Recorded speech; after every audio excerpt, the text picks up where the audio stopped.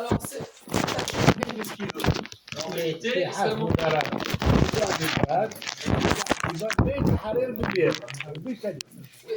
J'ai rien dit. C'est le maître de Rabbi Meir. D'accord? Alors maintenant, écoutez bien la bouteille. En tous les cas, alors on dit pourquoi. Alors selon certains, ils disent c'est pas aujourd'hui. La Iloula de Rabbi Meir Ba'alanes, c'est une autre date. Le Ben Ishhan, il rapporte, il dit que Rosh Chodesh Tevet, on a lu une bougie Ya'ilou Nishmat Rabbi Meir Ba'alanes. Est-ce que c'est parce que c'est Iloula ou pas? On ne sait pas, mais en tous les cas, on dit parce que la fête de Hanouka, c'est la fête de la lumière, mais hier, c'est éclair. Alors c'est pour ça qu'on fait un parallèle avec ça. Mais on dit qu'on ne sait pas vraiment. Est-ce que. Ah? Oui. Les femmes, elles allument toutes les semaines. Bon, Rabbi Meir, d'accord, c'est sûr. Je n'ai pas fini la bouteille. Alors maintenant, on dit pourquoi. Selon ceux, ça ne veut pas dire que 14 hier, c'est pas les Lula, mais je dis selon certains. On dit pourquoi, mais le 14 hier, on fait une hafla. Parce que tout le monde sait que donc l'Akba Omer, c'est les Lodre Bishombar Yochai.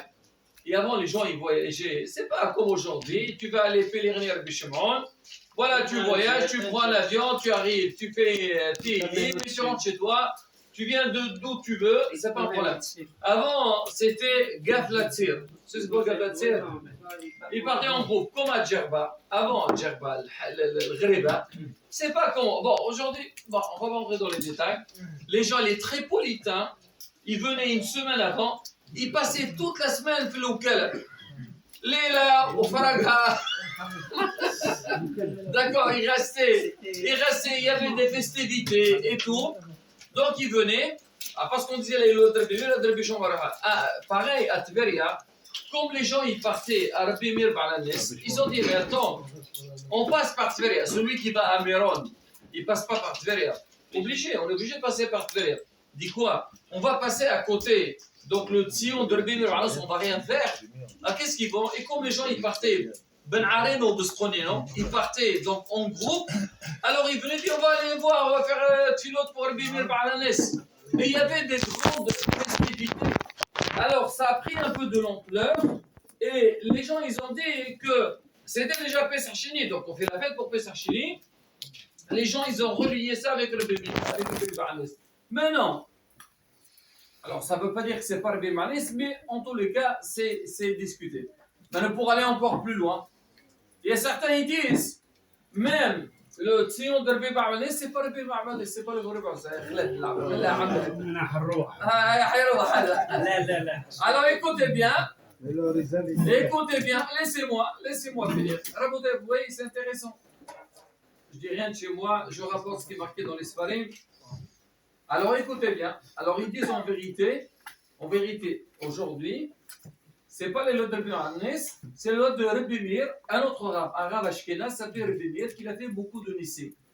Alors, d'où ils sortent? C'est pas Rabbi Meir Ba'alanes. Ils disent parce que dans la Gemara, quand on parle de Rabbi Meir, on n'a jamais dit Rabbi Meir Ba'alanes. On dit que Rabbi Meir. Il y a beaucoup de miracles, il y a beaucoup d'histoires. Hein. Si on va raconter des histoires, on va faire là où on est aujourd'hui. Mais on va pas raconter des histoires. Alors, ils disent dans la Gemara, il n'a jamais été appelé Rabbi Meir, il a été appelé Rabbi Meir.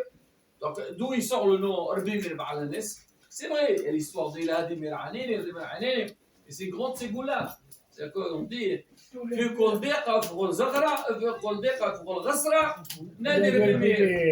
d'accord, tu n'as pas Rabbi Meir, et il est là pour répondre à nos problèmes. Maintenant, écoute Rabbi Yosef, écoute, alors regardez. Alors, Moulana Rabbi Mazouz, il dit attendez. D'accord, vous posez une question. Vous dites que la Iloula, dans la Gemara, c'est pas marqué Rabbi Meir Ba'alanes. Donc, si aujourd'hui on appelle donc, le rab en question Rabbi Ba'alanes, donc a priori, c'est pas lui. Mais il a trouvé quand même donc, une raison ou une preuve que c'est exactement Rabbi Meir. Pourquoi? On raconte. C'est qui raconte ça? C'est les Arabes de Tveria. Oui, les Arabes de Tveria. C'est plus aujourd'hui, c'est plus la même chose aujourd'hui. Bon, on va en parler de la politique. Parce que si on va parler de la politique, on va rester jusqu'à demain soir, on finira pas. Bon, écoutez-moi, la bataille. On raconte une histoire, et quand j'ai lu ça, je me suis rappelé de Ghriba.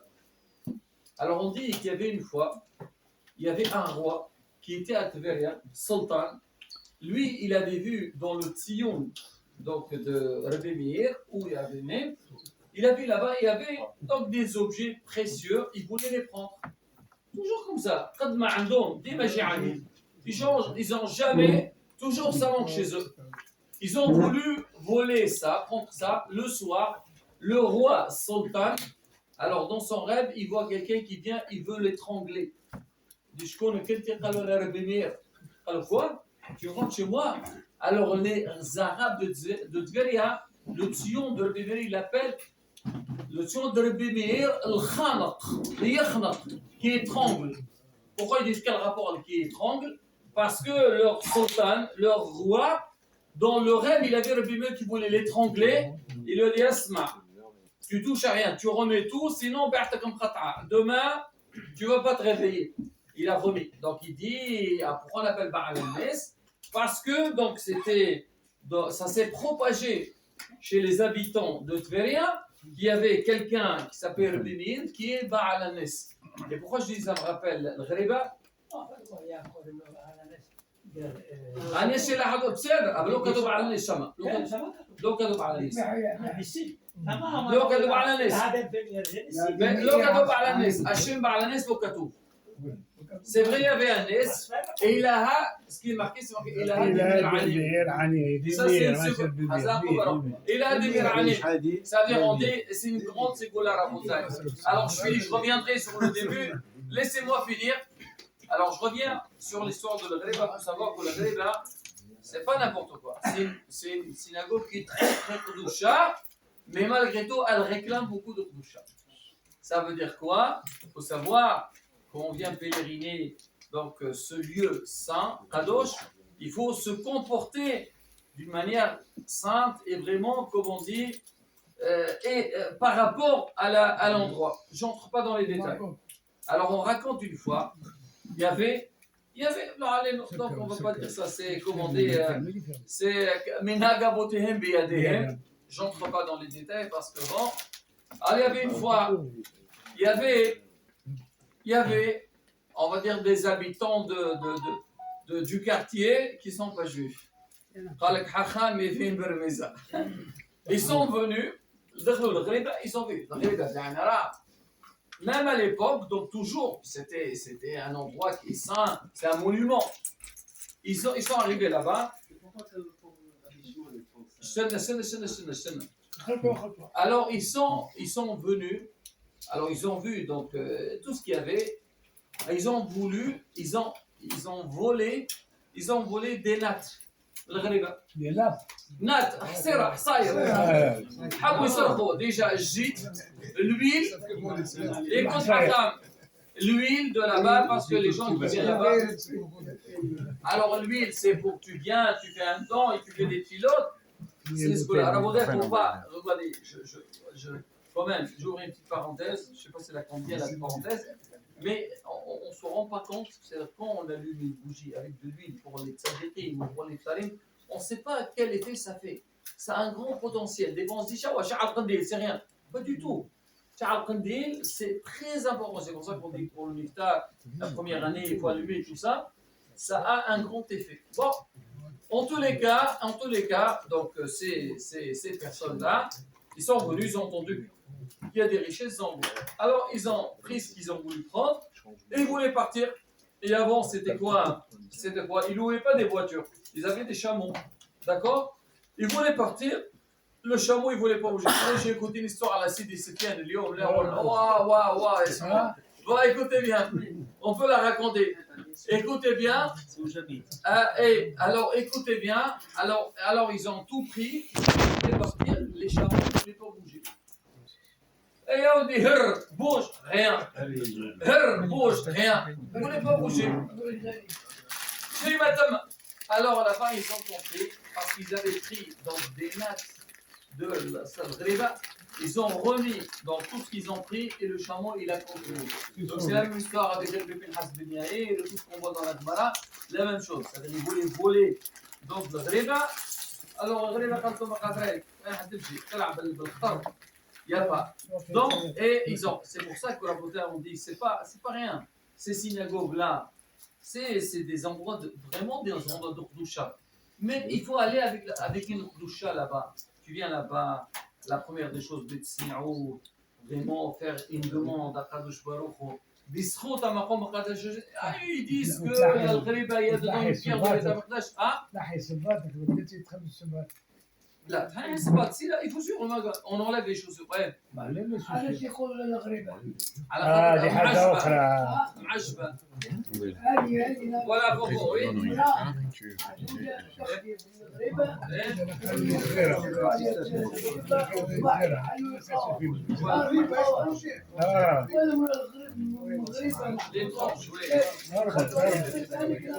Très bien. Alors maintenant, écoutez Rabotai. Voilà, Gréba. On va dire, mais Horban va être chaud. Oui. Alors écoutez Rabotai. Alors je reviens sur Rabbi Meir Ba'alanis. Alors donc on a dit, parce que comme les gens, Hacham. Alors Rabbi Mazouz, il voulait prouver de là.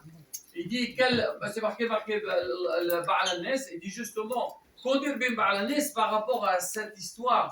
Quand ceux qui voulaient voler donc des pierres précieuses donc de Tzion de Rabbi Meir, alors Rabbi Meir nous doit les arrêter. Alors c'est ça le nez, c'est pour ça qu'on appelle Ba'al, c'est-à-dire les Arabes de Tveria, eux-mêmes, ils appelaient ça Rabbi Meir Ba'al Nes, et pour lui c'est vrai. Et comme il a dit notre cher ami Mordechai Dahan, Rabbi Arizal, parce que Rabbi Arizal, quand il est venu en Israël, il a tourné.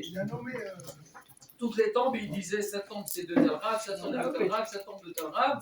Alors donc il a dit, celle-là c'est le vrai endroit de Rabbi Meir, Rabbi Ba'anis. Alors maintenant, elle ça fait. Affaire chez Omri. Maintenant il y a quelque chose que, je ne sais pas si tout le monde est au courant. Est-ce que vous savez que Rabbi Meir, Ba'anis, il est enterré debout?